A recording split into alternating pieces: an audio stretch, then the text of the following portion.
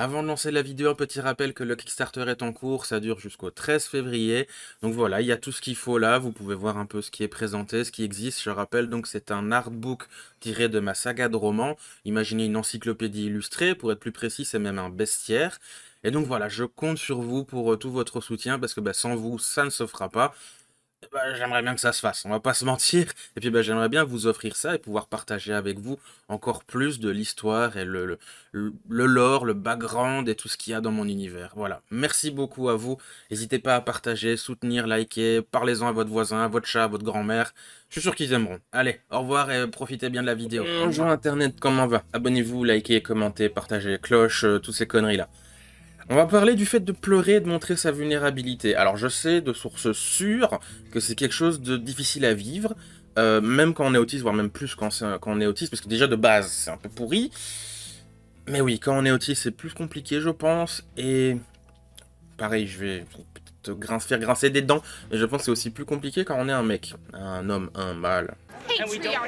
Personnellement, je suis très émotif et expressif. Je parle de mes expressions, je les montre, je communique, tout ça, tout ça. Je le fais peut-être pas de la meilleure des façons, ça c'est totalement possible, mais je le fais, j'essaye. Je me souviens de plusieurs personnes quand elles m'ont rencontré, dans le premier, voilà, première rencontre, et je parle un petit peu de moi, etc. Et elles disent directement: ah bon, t'es sensible toi, pourtant on dirait pas. Et Vladimir collectionne les petites licornes. Comme quoi l'image du métalleux, rocker, machin, tout ça, c'est un cliché qui a la peau dure, hein. Et c'est peut-être pas par hasard justement que c'est quelque chose qui moi m'a attiré au niveau look et compagnie, parce que ça peut peut-être protéger, genre voilà, ça met une armure, genre oui, je parais méchant, donc il y a déjà des gens qui vont me foutre la paix. Mais... mais bon, ça c'est un autre sujet. L'idée c'est que parfois justement certaines personnes autistes, elles vont très rapidement pleurer, genre le truc de hypersensibilité et compagnie de ça, je vais pas aller trop dans les détails là-dessus, mais on parle de quelqu'un qui pleure très vite et très facilement, au point que, pour certaines personnes, peut-être, ça va pratiquement devenir une espèce de locumène ultra sensible qui est complètement, pardon, emprisonné dans ses émotions et qui n'arrive pas à faire la moindre chose avant que le premier petit truc va le mettre complètement KO émotionnellement et il va pleurer toutes les larmes de son corps sans pouvoir rien faire d'autre. Il y a ça. Il y a l'inverse aussi, où il y a les gens qui seront toujours hypersensibles et compagnie, mais qui n'auront pas ou plus, ça peut arriver des fois ça, cette capacité à pleurer. Ils seront totalement détruits intérieurement, ça va être une catastrophe, comme la personne qui pleure, mais il n'y a rien qui paraît, il n'y a rien qui est exprimé, il n'y a rien qui machin, et le fameux « bah tu montres rien, donc tu t'en fous ». Like tears in rain.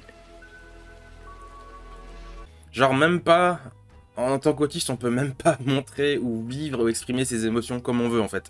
C'est... Et je pense personnellement que c'est peut-être encore plus compliqué quand on est un homme, qu'on le veuille ou non. L'homme, à un moment donné, il doit montrer une forme de stoïcisme, montrer de l'assurance, il doit pouvoir se gérer lui-même, et voilà, je suis un homme fort, chef de famille, machin. Je sens déjà les commentaires vénères, bref, allez-y. Et du coup, si, en tant qu'homme, on montre la moindre émotion, ne serait-ce qu'un brin de vulnérabilité, genre tout ch'ti, on est très vite considéré comme un sous-homme. Et le respect qu'on pouvait avoir de quiconque, n'importe qui, commence un peu à se disparaître, il commence un peu à s'étioler. Que ce soit la part d'hommes ou de femmes, hein, c'est de tous les sens. Hein. Combien de fois, moi, je parlais de mes soucis, à des ex, par exemple, ou à des potes masculins que j'avais, et ils ont trouvé ça un peu dérangeant, ou désagréable, ou c'est... oh, arrête de parler de ça, ou ah, c'est bon, ça va aller, t'inquiète, ou ah bah oui, faut faire un peu d'effort. Enfin, des trucs comme ça qui invalident totalement mon espèce de déclaration. Ça, j'ai du mal. C'est... ouais, dégage. Ok. Et honnêtement, si je fais un effort de compréhension, je les comprends. C'est une réaction primaire, en fait. L'homme fort, machin, y a pas de problème avec ça, c'est ancré dans notre subconscient depuis la nuit des temps, donc il y a quelque chose. Qu'on le veuille ou non, il y a quelque chose là-dedans.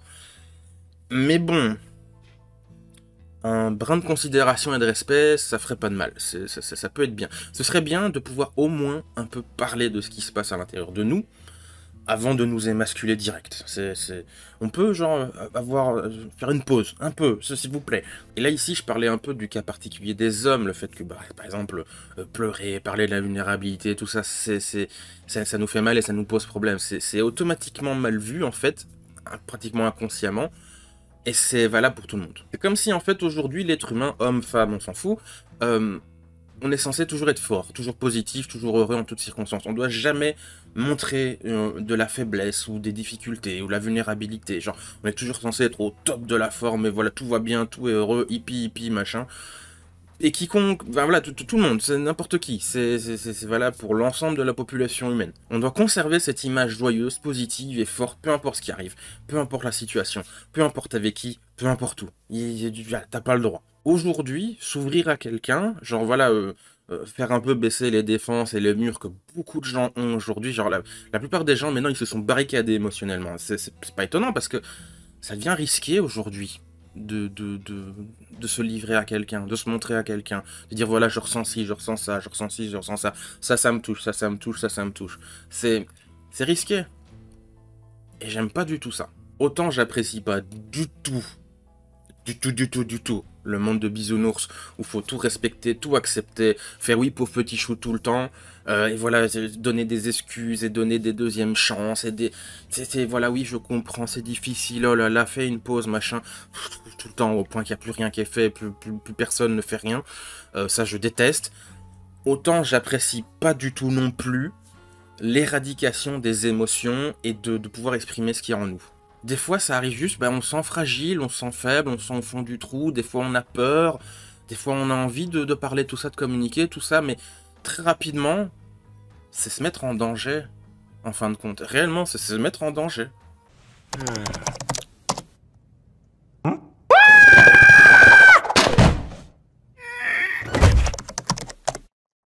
Genre aujourd'hui, là, voilà, je suis pas bien, j'appelle, machin, tout ça, j'ai salut, ça va pas trop, est-ce que tu peux, enfin voilà, on peut parler un peu, s'il te plaît, ça va pas. Et c'est un ami proche ou de la famille, etc. Il y a une probabilité non négligeable que cette personne m'envoie chier.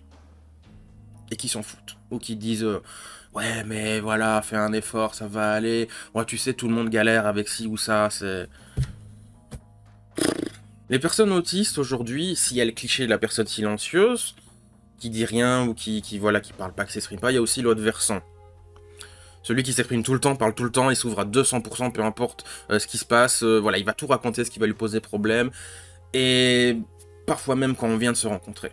Exemple. Ah, tu sais, en fait, quand j'étais petit, ma mère, elle m'a battu, puis aujourd'hui, ça arrive souvent que j'ai envie de me suicider, parce que j'ai perdu mon taf il y a pas longtemps, et mon meilleur pote, il me nie la gueule depuis 2 semaines, dit, tu voudrais bien qu'on s'appelle pour qu'on discute, je fais une crise d'angoisse depuis ce matin, là, en fait. Non. Je caricature avec les extrêmes, évidemment, mais... Lequel d'entre vous n'a pas eu une réaction de distance, genre voilà, quand quelqu'un s'ouvre un peu vite et raconte des choses un peu intimes ou pas très chouettes et que vous aviez pas totalement pas prévu ça et que c'est un peu brutal en fait, c'est genre on passe de 0 à 100 très très vite. C'est humain, c'est humain, c'est normal, c'est... Voilà, hein, reste là à distance s'il te plaît. D'ailleurs j'ai même eu ça il y a pas si longtemps avec quelqu'un et c'est pas votre responsabilité en tant qu'inconnu ou ami ou ce que vous voulez d'être le psy. C'est pas la même chose. Donc c'est normal qu'il y ait en première intention et premier événement, là, le premier truc qui apparaît, c'est une espèce de réaction de distance. Et hop, hop, hop, hop. C'est pas dire qu'on rejette, c'est juste on se distancie émotionnellement. Genre c'est ton problème. Je comprends, je respecte, je veux même bien t'aider, mais c'est pas mon problème. Vous n'avez pas de responsabilité à sauver tout le monde ou n'importe qui, machin.